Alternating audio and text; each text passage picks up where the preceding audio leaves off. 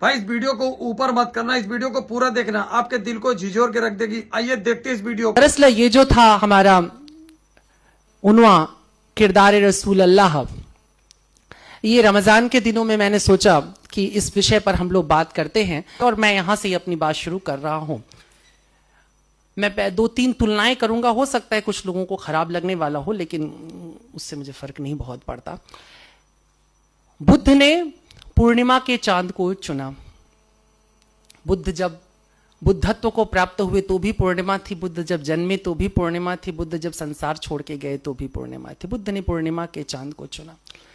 बुद्ध पूर्णता के प्रतीक है, बुद्ध संपूर्ण होने का नाम है। आप बुद्ध को तब तक नहीं समझ सकते हैं जब तक आप में संपूर्णता ना आ जाए। बुद्ध संपूर्णता का नाम है, पूर्णता का नाम है। रसूल अल्लाह पैगंबर मोहम्मद साहब वो भी बुद्ध हुए।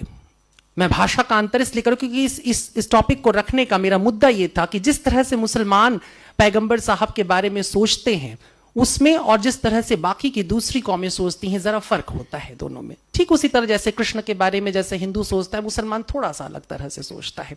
लेकिन मोहम्मद साहब का जो असर है वो मेरे देखे पूरी दुनिया में बहुत ही बड़ा है।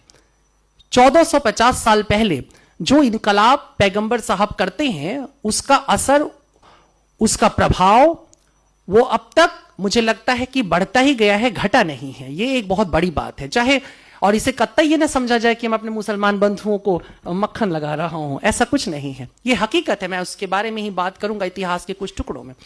बुद्ध का बहुत बड़ा प्रभाव है, बुद्ध पूर्णता की तरफ है। पैगंबर साहब भी बुद्धत्व को प्राप्त करते हैं, उनको भी सत्य का ज्ञान मिलता है, वो भी जान जाते हैं हकीकत क्या है। लेकिन जब चुनाव करना होता है उन्हें तो वो इक्कम का चांद, दूज का चांद चुनते हैं। उसका कारण है बुद्ध जिस जमीन पर अपनी बात कह रहे थे उस जमीन पर सत्य, ज्ञान, समाधि या परमात्मा भगवत्ता की तमाम सत्ताएं आ चुकी थी या उन पर दावा हो चुका था। लेकिन पैगंबर साहब जहां पर आ रहे थे उस इलाके के ऊपर खुद इस्लाम के स्कॉलर्स कहते हैं कि वो जाहिलों की दुनिया थी, जहालत थी, अंधेरा था, मूर्ख थे चारों तरफ। हम लोग जिसे मूर्ख कहते हैं, जो करुणामय हृदय होता है वो उसे मूर्ख नहीं कहता, अबोध कहता है। वो उसे बच्चे की तरह देखता है। बच्चा कितना भी उत्पात मचा दे लेकिन माँ जो होती है उसके अंदर एक ममत्व होता है।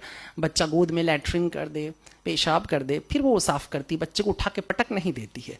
लेकिन अगर कोई आया हो जिससे कम पैसे मिल रहे हो तो पटक देगी, कहेगी वो छूट गया